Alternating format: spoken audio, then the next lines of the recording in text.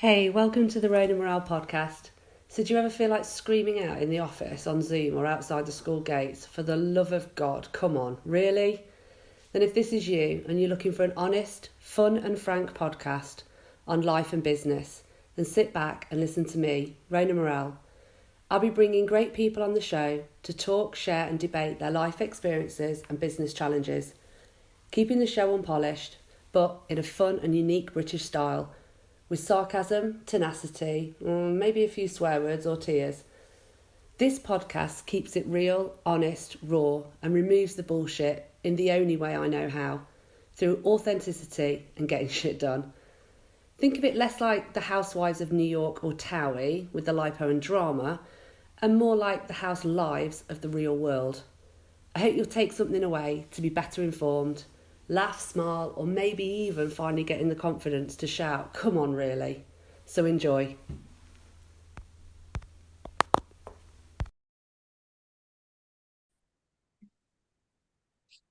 Hi, Christian. Welcome to the Road and Morale podcast. How are you? Hello, yeah, great. Was looking forward to this podcast with you. Oh, amazing. So, for the listeners, I'm really pleased to welcome Christain Schmitz to the show.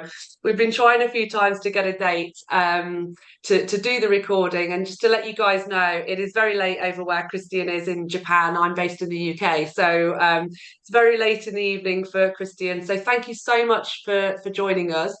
And for those that don't know Christian, absolute legend in his field and what he does. He's the founder of the PDI Purpose Driven Innovation Group.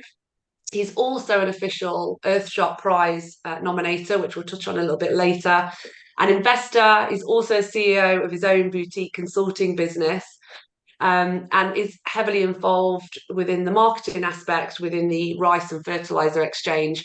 But Christian started his career actually a long time ago in the agrochemical industry at Bayer. So no booing or hissing anymore.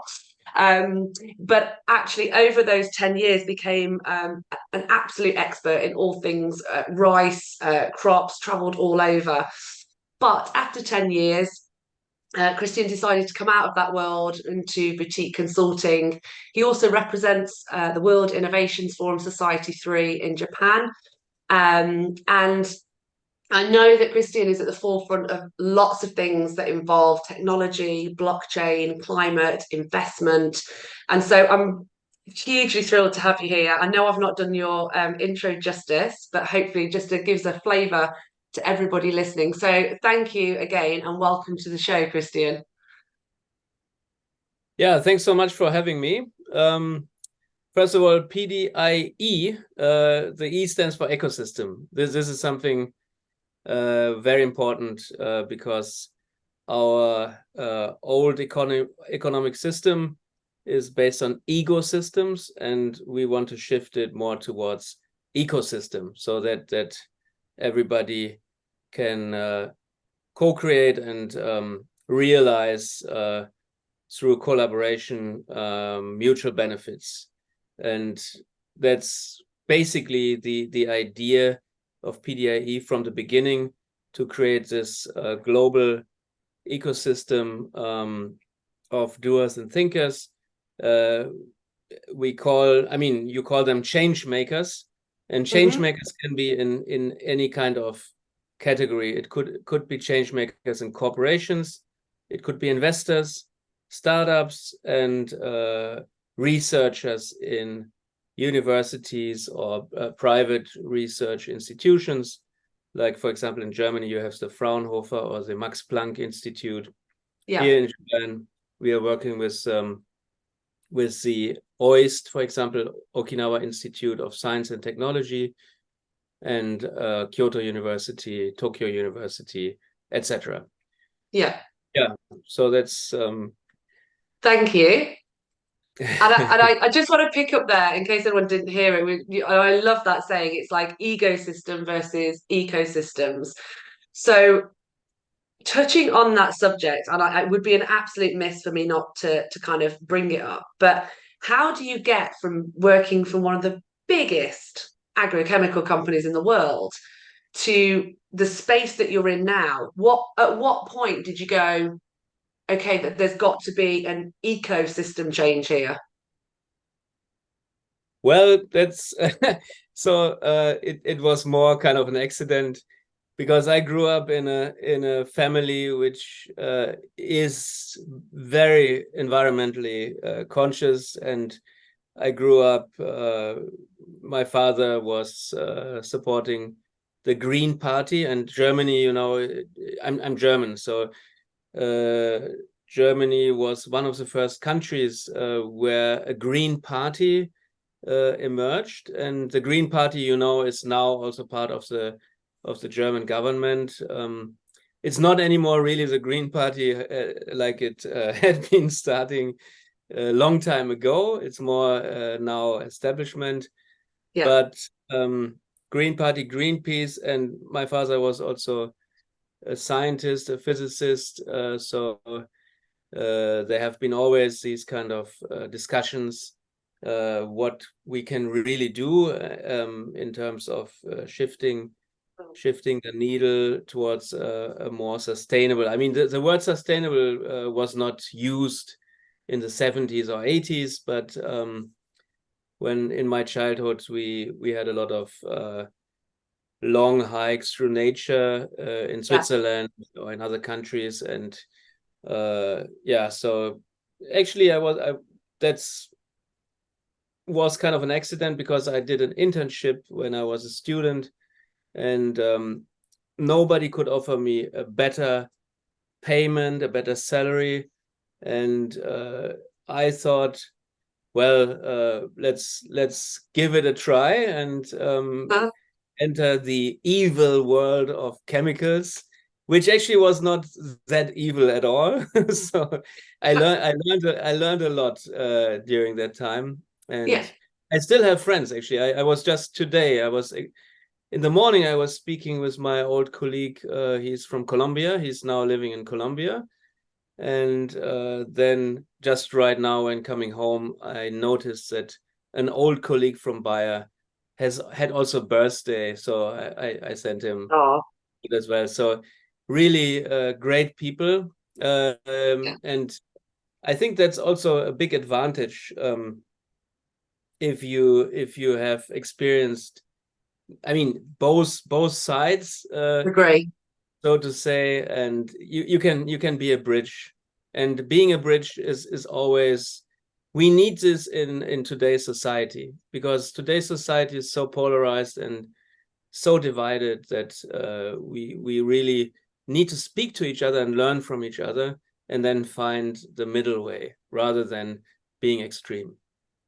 No, and I was going to say that I think actually having been on the inside, you understand the process, why the business is there, what it's aiming to achieve, and then you can really understand. I think we have to look at the extremes in some ways of beliefs to then somehow work to that collaborative solution. So I guess, how was your dad about it when you said to your dad that you were going to be working? What did he say from a young age?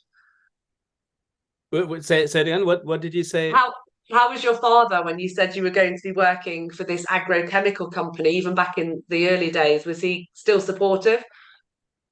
Yes. So I mean, what he said is very interesting. He said, wherever you work and wherever you are, you can always give an impulse to do something positive. And for example, the first project I was working on, it was a rice herbicide. You know what a herbicide is? Basically killing weeds, and in rice you have echinochlora is a weed species which is very similar to rice and very hard to actually eliminate.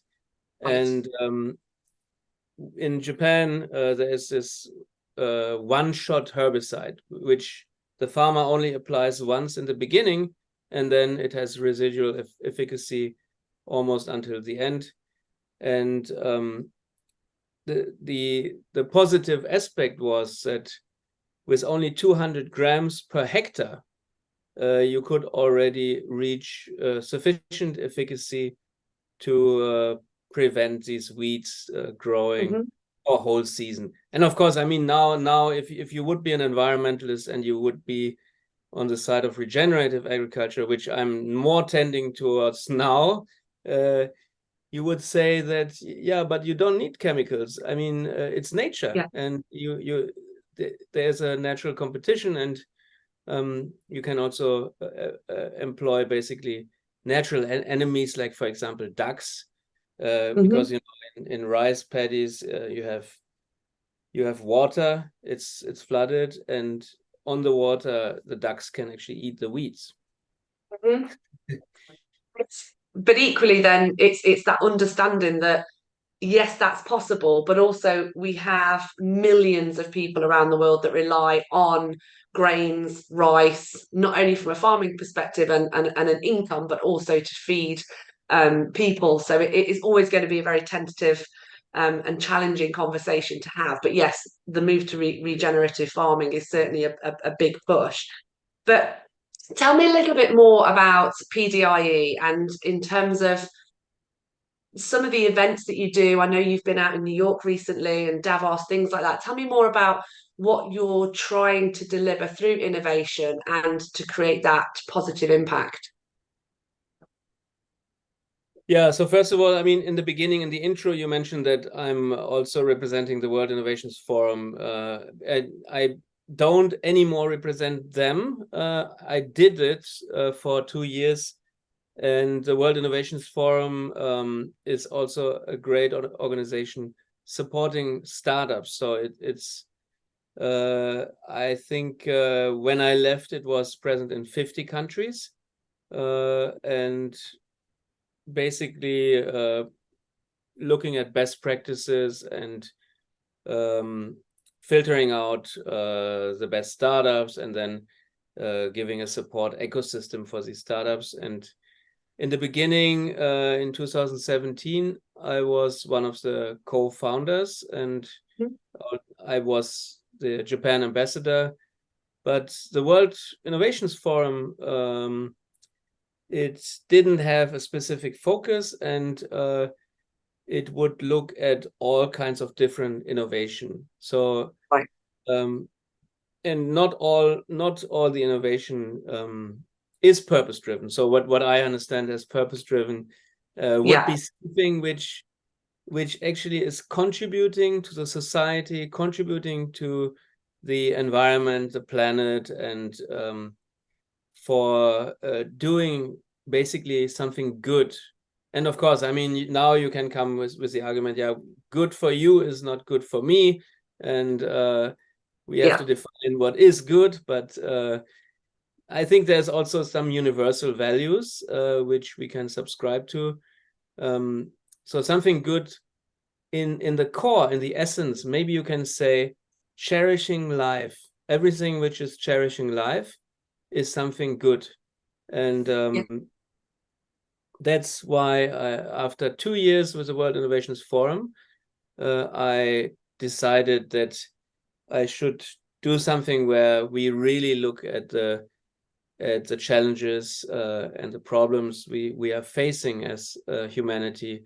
And in the last 200 or 250 years, we went through the industrial age, industrialization, mass production, monocultures, and we have extracted and exploited our planet.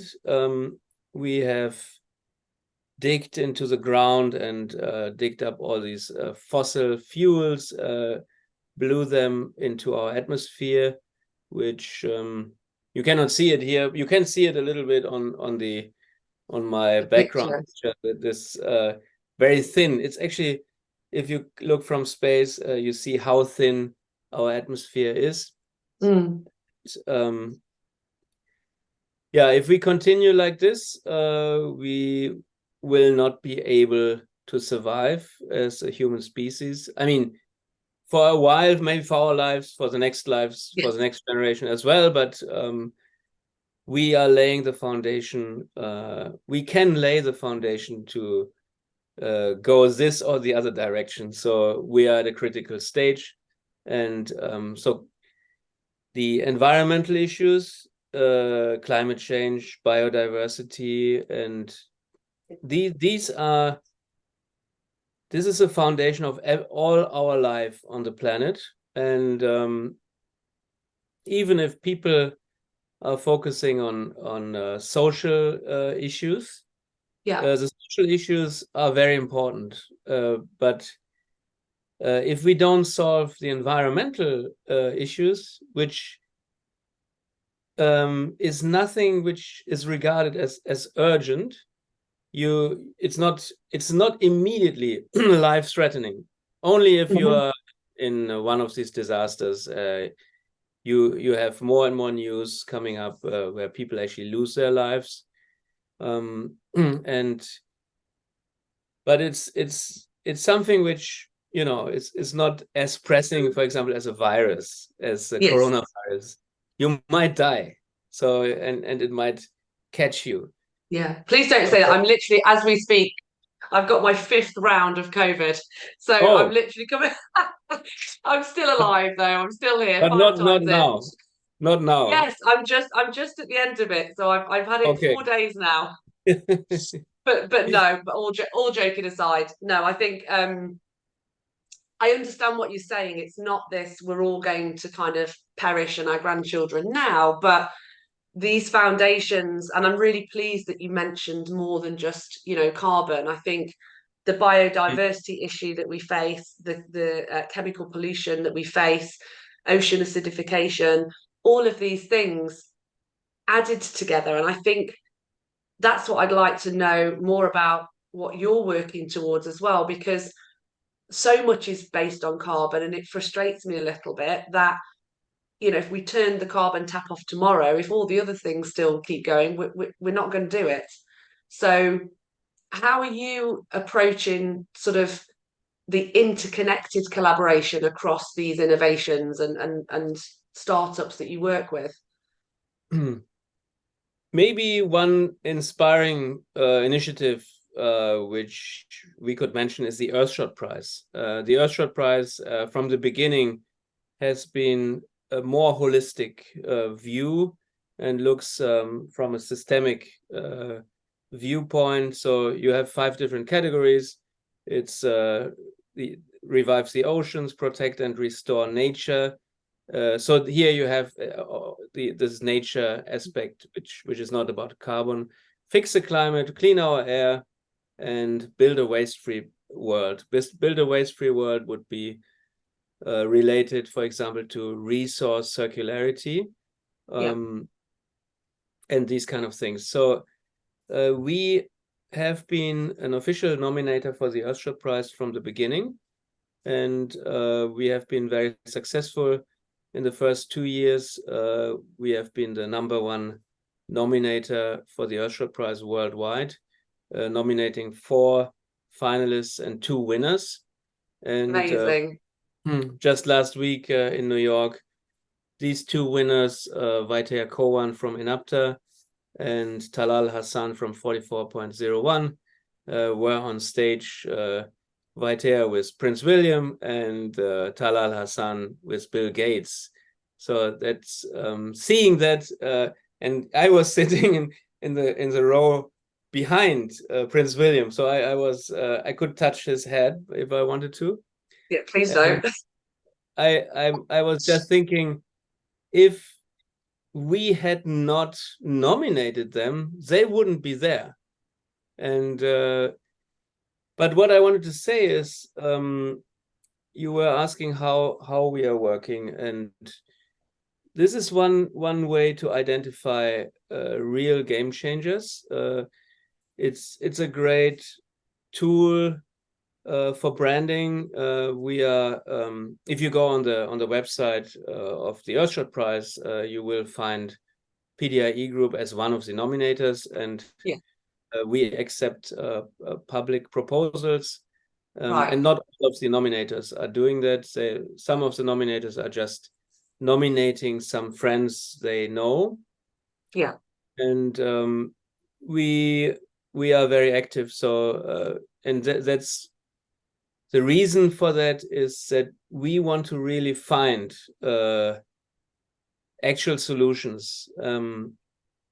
And with all these solutions, as you said, having the more holistic and systemic approach, that with everything, every problem you can fix, you might actually create other externalities. And in order to avoid this, you really have to have a broader view.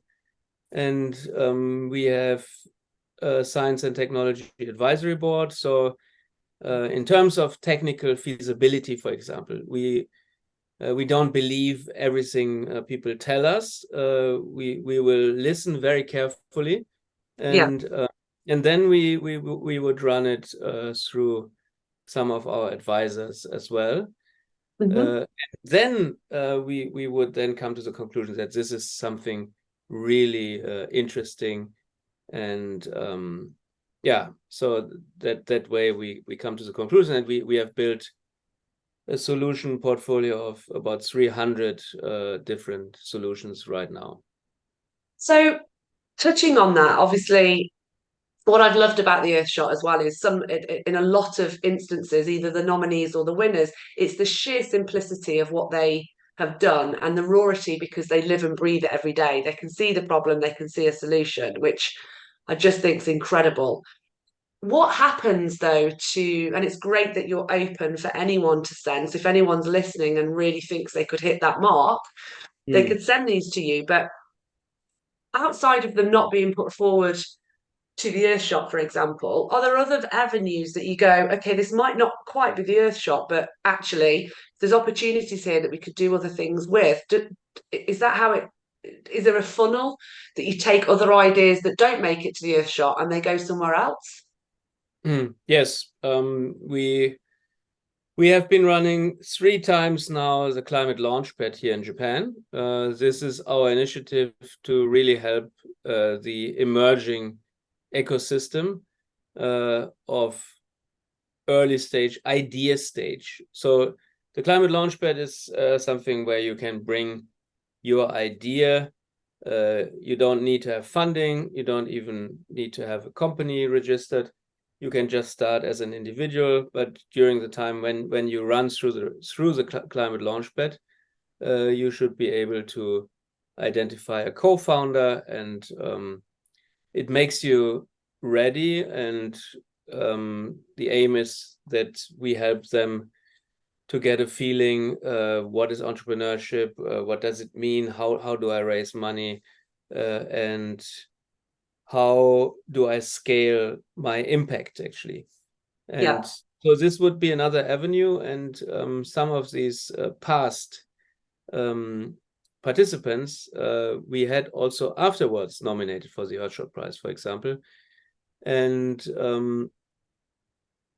many of them have raised funding. Many of them also stopped doing the business because it was just an idea, and finally they noticed that it wouldn't go anywhere for various reasons, not necessarily the reason that it wouldn't work, but it's always different types of reasons. So the Climate Launchpad is one avenue, and then we are building a global network of investors. And I'm also a member of a family office group, Family Office for Impact. It's called The Vine. And in The Vine, there is one group which is specifically dealing with climate. And we are exchanging information. Then another thing we are doing is creating roundtables for specific themes. For example, the Future Lunch series, which we are doing. The last one we did was future of mobility. And when we do these roundtables, we look for specific opinion leaders. We have a maximum participation of 15 people, so that you can really sit around a table and eat lunch. We have one keynote in the beginning, and after that, everybody will speak, and everybody will talk about what they are doing, and then we identify synergies and also pain points, and yeah, so there are a lot of different types of activities which all lead to the same to fulfill the same goal, to find solutions to fix the problems.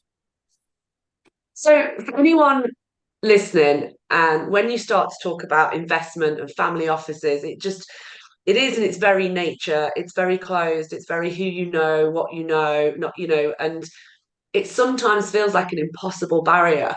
What advice have you got to people out there who've got what they believe could be a great idea to try and get to the right people? Because it seems such a hard barrier, that unless you're in that circle or someone gives you the tap, it feels really hard. Yeah, so you have to find your first passionate supporter, and this passionate supporter should maybe be somebody who, if you don't have these relationships yourself, this person could have the relationships, and if he would be a real advocate for what you are doing, then, but of course you would now say how to do the first step, but the first step comes also through your own passion and your own, you have to go to different events, you have to try to sign up for a pitch event, and when you do your job well, people will come to you and you will find the right people. And it's, of course, you could say that, I mean, these rich kids who come actually from these families, if they start something, for them it's much easier to raise money, for example. And they sometimes raise money for totally stupid things, and sometimes it doesn't make sense, but they raise money successfully, because they have the network. And you if you don't have the network, you need to create your network from the scratch, basically. And for anyone listening, that is a huge task in its own right. But I think it's, perseverance, tenacity, getting that brand ambassador, I guess, the ambassador for your idea is an amazing piece of advice. So thank you. And just finally, what would be, or maybe two things, what gives you the most amount of energy and future vision for the people and planet, in terms of what excitement, what makes you give that, in 7 generations time, we're going to be here, it's going to be amazing. And lastly, I guess from an Earthshot Prize point of view, how do you see that potentially, or could it potentially evolve? Do you think it should become bigger than 5 a year, or actually is the format right? Two big questions, sorry. Can you repeat the first part of the question? Sure. Let's do the Earthshot first. Do you think in its format could grow? Could we get to the point where we're actually doing 20 a year for $1 million? Do you think it's got the scale? Because there's certainly the money around the world. Do you think it could or it should scale a bit more?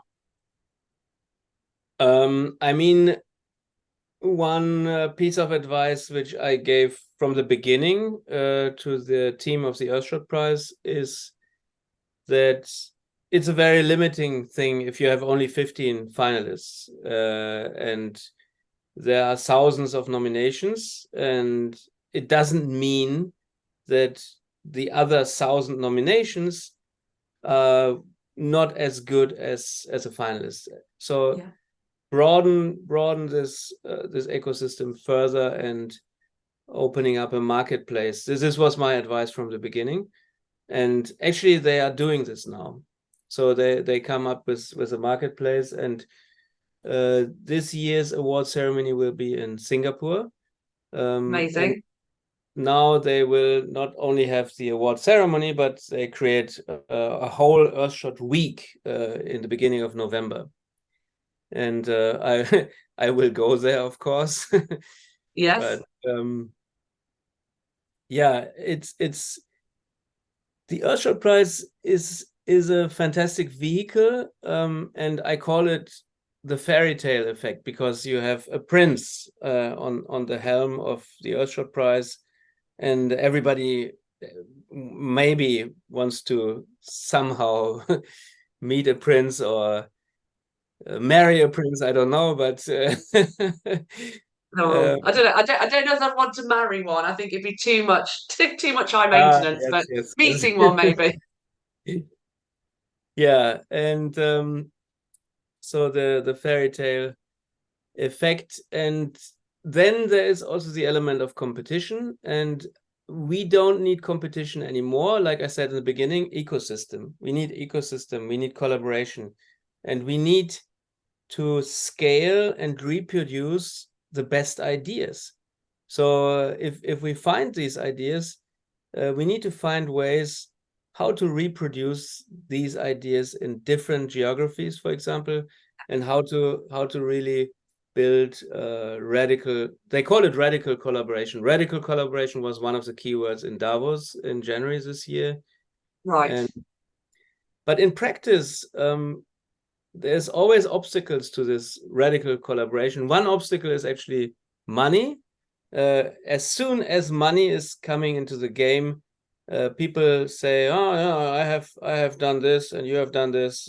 So finding mechanisms, fair mechanisms, how to also solve this problem of exchanging financial transactions. This would be very important for the future. And Earthshot Prize is a great thing. It's not the ultimate thing we need. It helps boosting innovation. Yes. But and for this world we are living in, it's maybe still the best way. But in the future, we need a really collaborative ecosystem where people have a more intrinsic motivation to help each other, to support each other, to grow and to build things together. Amazing. And so just lastly then, is that your vision for the future? And do you believe that there needs to be a balance between technology and humanity from an extraction, regenerative point of view? Do you believe that we will get there 7 generations, 10 generations time? Yes. I mean, if if I wouldn't believe it, I should immediately stop what I'm doing. I believe that we are in a transition period right now, and I mean, when I'm talking about the new civilization, which would be at the other end of this tunnel, you could say, people always use the word utopia. This is utopia. It's impossible. And immediately, as soon as you say impossible, it becomes impossible. As soon as we say, yes, it is possible, yes, there's a possibility, then we actually create a pathway to realizing this future. Yeah. And how I imagine the future is really like this ecological civilization where nature, and at the moment we say nature and we are humans, but in reality humans are nature. Nature is the whole thing we are in, and Yeah. We have divided ourselves from nature, but in the future, ideally, we should live as a part of nature and more in harmony with nature. And all this technology which we have created, it can be supportive, it can help. I mean, AI is also now coming up, and there will be a lot of distress in our societies for a while, but when we get through this, we will probably experience a new renaissance and an age of creativity, and amazing things will happen. Amazing. Well, I think that's a beautiful place to kind of end today's session. Thank you so much, Christian. Amazing backdrop as well to be looking at as you're talking. Thank you so much for joining us so late your time in Japan. And I really look forward to seeing where you go in the future and what you do. So thank you again for joining us, Christian. Thank you so much.